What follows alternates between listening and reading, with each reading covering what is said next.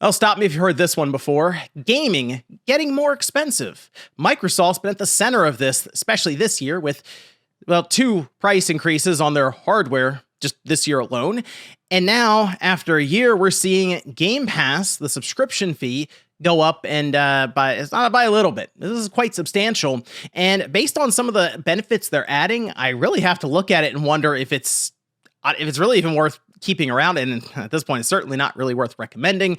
We're going to go over all of that here today. So if you guys enjoyed the video, hit the like button and subscribe if you're new. Now, this news came out a couple of hours ago, and I got to imagine the reaction's been crazy online for this, because there's a lot of things to look at here, not even just with the most expensive tier, also the cheapest tier that made me think of something that happened a couple of years ago with Xbox Live Gold. But first, let's just go over. This is over on the news.xbox.com website, where Microsoft pushed out this information to where they have 3 tiers now for Game Pass. And before, we would go over the different games that were being added, like in Newswave, we'd look at the releases that they would do, like the press releases for here are the games going in. And we have to look at cloud, console, standard, ultimate. It was kind of sporadic and all over the place.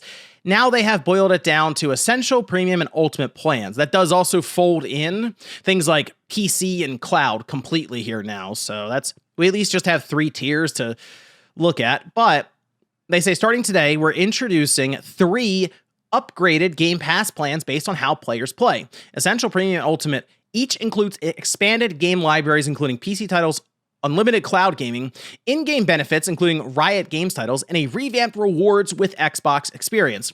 So this caught some backlash right away, but they removed the idea of using your Xbox reward points immediately for renewing or just subscribing for more months, say, to Game Pass. And now it appears it's part of Game Pass, as you can earn up to, I think, $100 per year of rewards by just playing games. So it's like, hey, if you play on your system and play different games, you'll get $100 back. So I guess there's that to try to knock down some of the price increases that we're seeing here. But let's take a look what we have here. So this is it's good when they put a chart out, right? So here's the chart that goes over the different tiers. Again, Essential, Premium, and Ultimate. So if you look at Essential, I know there's a lot of focus right now on Ultimate. Essential, I was kind of reminded of this because I've had Game Pass Ultimate even at the $20 per month mark. I did kind of forget a little bit about Essential because of this. It's $9.99 a month, $10 a month. So that is the lowest tier to play online for premium games. Remember, if you play online with a free-to-play game, you don't need to pay a subscription to play online. So if you play just Fortnite or Xbox, you really don't need any of this then. You could just load it up and play without an online subscription for Xbox. Same with Call of Duty Warzone or Apex Legends and so on for any of these free-to-play games. But I did look at this and go, oh yeah, that's right. They did get Game Pass Essential, or as we knew it a little while ago without the library games they tacked on, Xbox Live Gold. They did get that to $120 a year. That's right. Remember before they attempted to just double it overnight, basically. One day there was like, hey, instead of $60 a year, it's $120 a year. And there was massive backlash. Well, I mean, hey, give it up to the marketing people over there and the suits. They figured out how to really have people not even notice it as much now. $10 a month, though. I guess it comes with 50 plus games, and they show that it's now on PC as well as cloud. So sure, more benefits, I guess, for them to justify them raising the price there for the minimum entry fee. But they did mention unlimited cloud gaming, in-game benefits for Riot Games, and then online console multiplayer. I'm sorry, this has to go away. The online console multiplayer. I mean, okay. If Microsoft really has this vision, as they keep saying, of the OS going across all platforms, which includes PC and console, if you want them to be really like the same on equal footing, you kind of have to get rid of the online console multiplayer requirement for console because it doesn't exist on PC.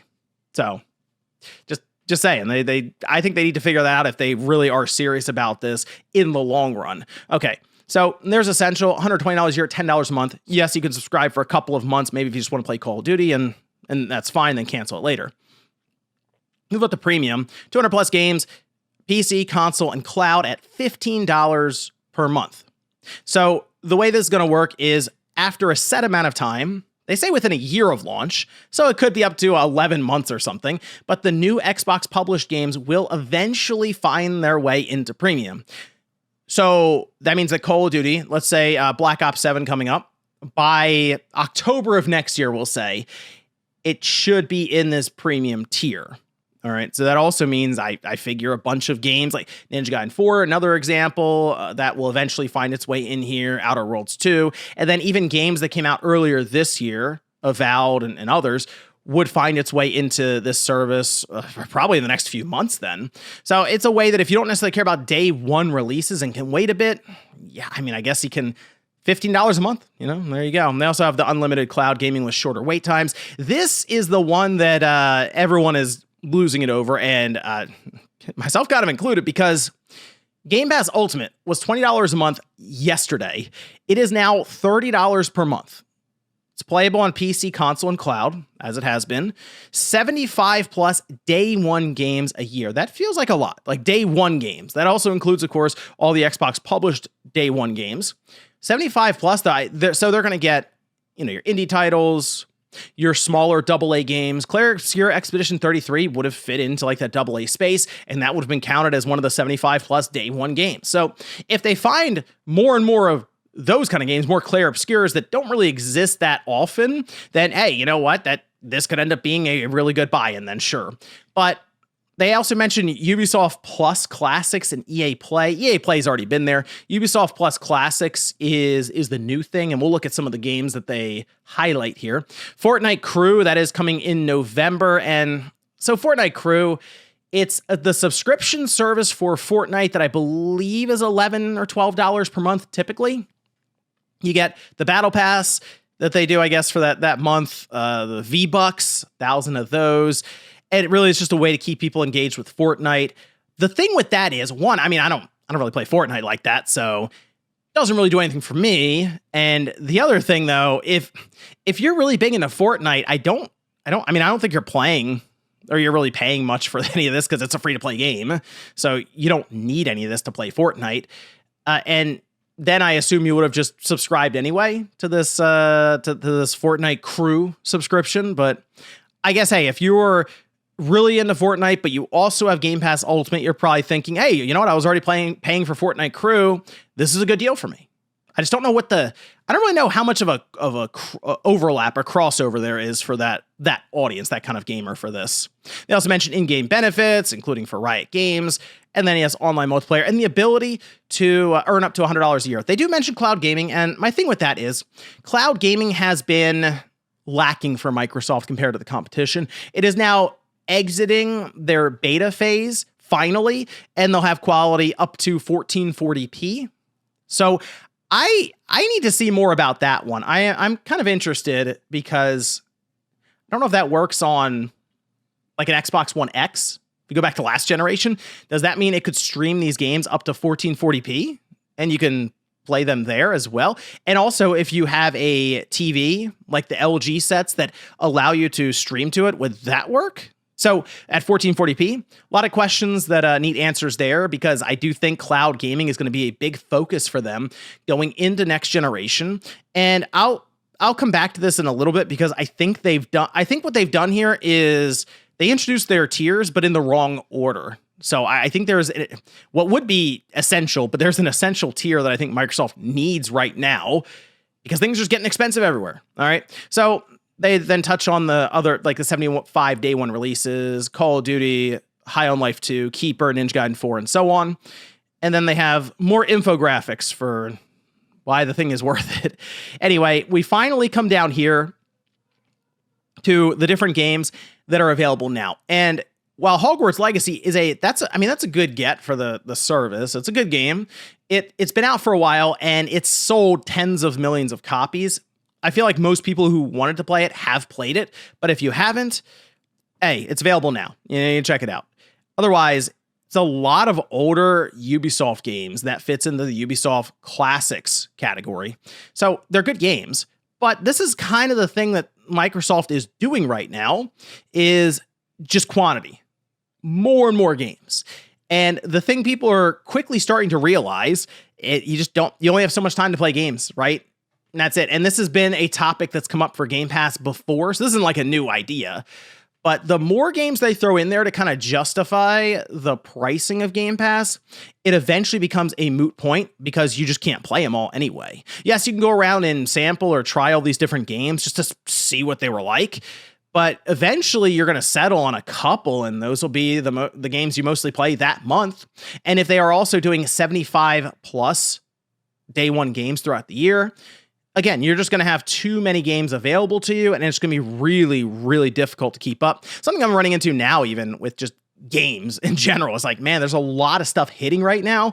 Very difficult to keep up with all this stuff. So we are now at the price point for Game Pass Ultimate of $360 per year. They really took the 360 20th anniversary very seriously this year. I mean, clearly this kicks it off, the 20th anniversary for the 360.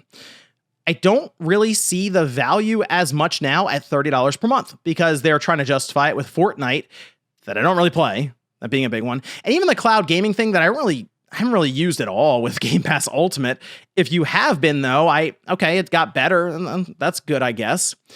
But I really just subscribe to it for the day one games. And while maybe this could lead to them getting more day one games and better quality games and even publishing and taking more chances and risk with some of the stuff, it's not guaranteed. And on top of all of this, I'm thinking about the way that Microsoft is going to approach next generation. And I think the tier that they really should have introduced before doing all of this is some kind of cheap, like floor level pricing for like cloud streaming. Like, hey, you just want to stream through cloud? Here's a $5 per month tier. Maybe they have to do ad supported ones even to get it that low, just the way their pricing structure is now with this stuff. But we're going to get this really low. Maybe they can come up with a free tier even that's ad supported. And then you don't even need an Xbox. You just stream on your PC, on your TV. You just got to get a controller, which is still the barrier for them, is figuring out how to get around that controller that is required.